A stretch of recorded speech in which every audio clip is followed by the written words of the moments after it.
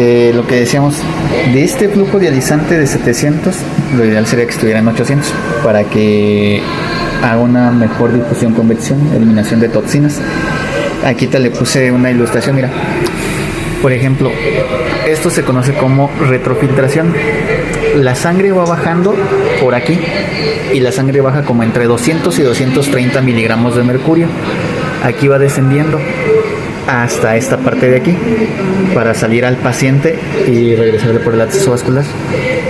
Pero aquí la pregunta, lo que estaba diciendo ella, es que si teníamos dializante muy elevado, barría con más cosas y que no era muy bueno para el paciente. Como tú habías dicho también, que nadie sale como perdiendo, ganando. Que todo siempre se cobra. Todo se cobra, ok.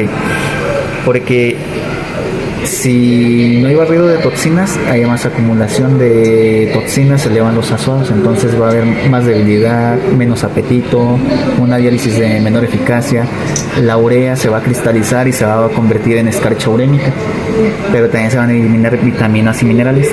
Entonces, eso sí lo tenemos el dializante bajo y el flujo de bomba pues también bajito. Entonces, cuando llega la sangre de entre esos 230 o 200 milímetros de mercurio descendiendo, en estos 10.000 capilares que tiene el filtro, el líquido de diálisis entra con una... Bueno, lo que hace es que entra el líquido y como está en contraflujo de la sangre viene de arriba hacia abajo y el líquido de diálisis está de aquí abajo hacia arriba. Aquí amortigua la velocidad de la sangre y los 10.000 capilares y queda con una velocidad descendiente de entre 100 y 120 milímetros de mercurio. ¿Sí me voy explicando? Aquí, esta es la parte externa del filtro. Adentro tiene otra carcasa donde entra el líquido de diálisis que viene de aquí y es donde está el contacto indirecto entre la sangre y el líquido de diálisis y es con donde se eliminan las toxinas. ¿Cómo se llama? Esto se conoce como retrofiltración y cómo entra el líquido de diálisis. Aquí trata de dibujar una espiral, porque mientras el líquido de diálisis está entrando así en esa espiral para hacer esa eliminación y barrido de toxinas y que se elimine por aquí, es donde el líquido de diálisis o el flujo dializante que está arriba, programado en 700 mililitros por minuto, cobra eficacia porque es donde se eliminan las toxinas. Puede ser bueno y puede ser malo, depende de las características de cada uno de los pacientes. Tienes que tener un buen flujo de bomba y también tienes que tener un líquido de diálisis alto si quieres eliminar toxinas. Lo malo es que, como dices tú, sí va a haber barrido de todas las cosas, pero también va a haber incremento de toxicidad, de toxinas si la persona no se está dializando bien. No sé si ya me expliqué un poquito más. O sea, las dos terapias van a ser buenas, pero hay que ver si quieres una terapia de alto flujo o una terapia de flujo bajo. No sé si tiene el flujo, por ejemplo, mira, aquí está entrando, por aquí está entrando a 700. Si lo bajamos a 500, ahí va a entrar menos líquido de diálisis, va a haber menor eliminación de toxinas y lo tenemos en un flujo de 400. Tampoco es equiparable porque la sangre va a pasar más veces por el filtro, va a haber más paso de sangre a través del filtro, pero la eliminación de las toxinas va a ser menor porque el líquido de diálisis está atrapando menos toxinas. Eso no estoy potenzando. En cambio, si ponemos un líquido de diálisis en 600, 700, quiere decir que va a haber más entrada de líquido de diálisis al filtro, va a haber más, va a atrapar más toxinas y el paciente va a estar más desintoxicado de su sangre. ¿Sí me explico? Flujo de 400 de bomba, 450 para un líquido de diálisis de 700, 800. No sé si me estoy explicando. Con lo de 700, ¿por qué no? Flujo de bomba en 400. En 500. En 500. El flujo del dializado en 700. Ok. Hay que tener esa congruencia entre el líquido de diálisis con el flujo de la bomba. Porque si tienes más veces circulando la sangre a través del filtro, va a pasar más rápido, pero como el líquido de diálisis, que es el que atrapa las toxinas, va a pasar la sangre más rápido que las toxinas que va a alcanzar a atrapar. Entonces la hemodiálisis no va a ser tan buena. O sea, lo que me estás queriendo decir es que la sangre Ajá. va a correr más rápido que el líquido de que la entrada de líquido de diálisis, sí. Si quieres un flujo de 400, de 450, debes de tener un flujo dializante de unos 700, 800 para que sea más alto. Para que compense la entrada de aquí de la sangre con la entrada del líquido de diálisis. Debe de ser equiparable el líquido de diálisis con el flujo de bomba. Flujo alto de bomba, flujo alto de líquido de diálisis para que se eliminen toxinas y la sangre pase más rápido. Y, aquí por ejemplo es donde vamos a checar lo que es el flujo dializante, dice 687, pero la sangre tratada son los litros. Si tenemos un flujo de bomba más elevado, en 400, 450, la sangre tratada que se limpió de toxinas va a incrementarse. Pero para que sea efectivo debe de estar el líquido de diálisis igual 700 o en 800, debe de compensarse. Si tienes un flujo de 250, pues entonces podemos poner un flujo de 500 para que se compensen estos 500 con un flujo de bomba bajito de 250, pero y se equilibra entonces. Y se va equilibrando.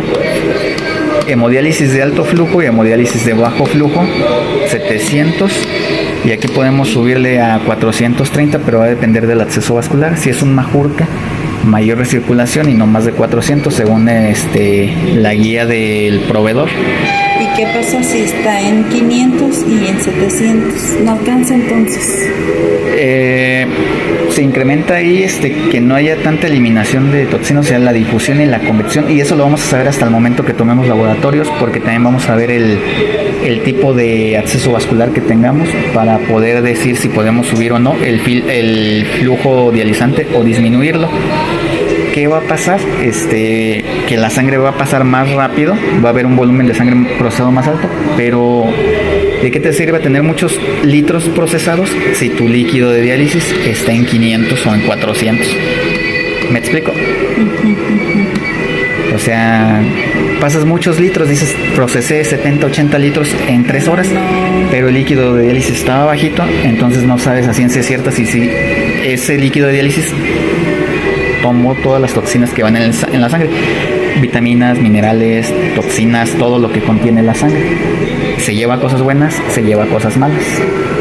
Aparte del líquido que también se va a eliminar por aquí, que es el agua, también por ahí sale todo.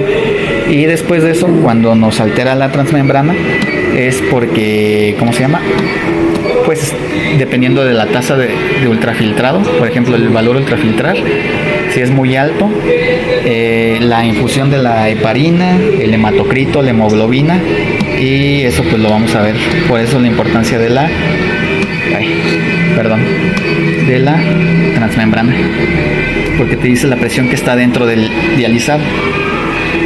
Esa es la presión que está aquí en el filtro.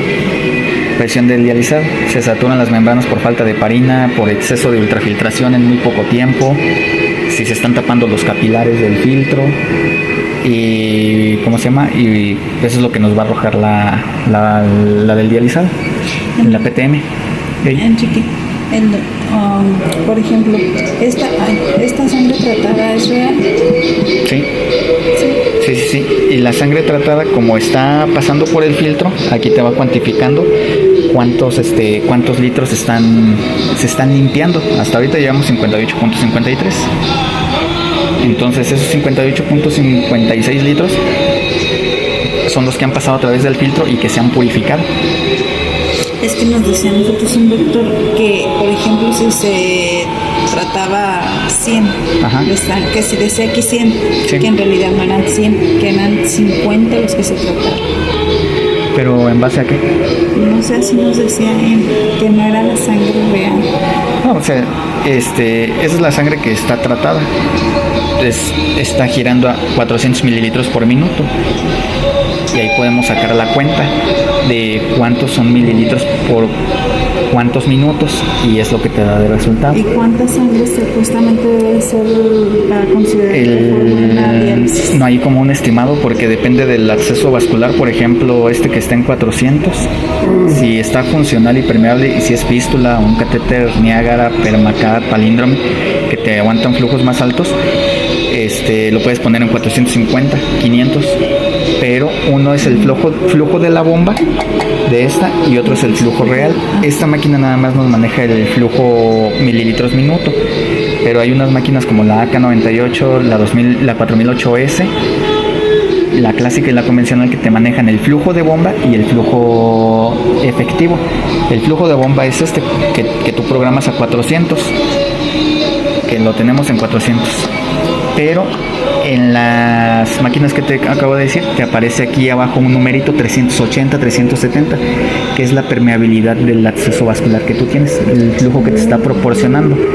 Entonces ese es en el que debes de trabajar. El acceso vascular me está dando, la bomba está en 400, pero realmente me está abasteciendo el acceso vascular a 380, 390, 393, 94, dependiendo del acceso vascular. ¿Sí? ¿Me explico en eso? Entonces, no hay un estimado de volumen de sangre tratada, va a depender del acceso vascular, qué tan permeable está, porque un majurque no te aporta lo mismo que un Niágara, ni que una fístula, exactamente, ni te disfuncionan igual.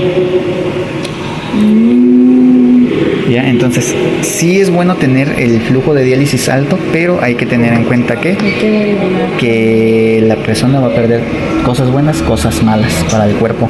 Es bueno tener el flujo dializante bajo, pero hay que tener en cuenta que también va a haber retención de cosas buenas y cosas malas. ¿Cómo lo podemos hacer? Pues esa adecuación del tratamiento, y esa adecuación pues ya la hace el nefrólogo.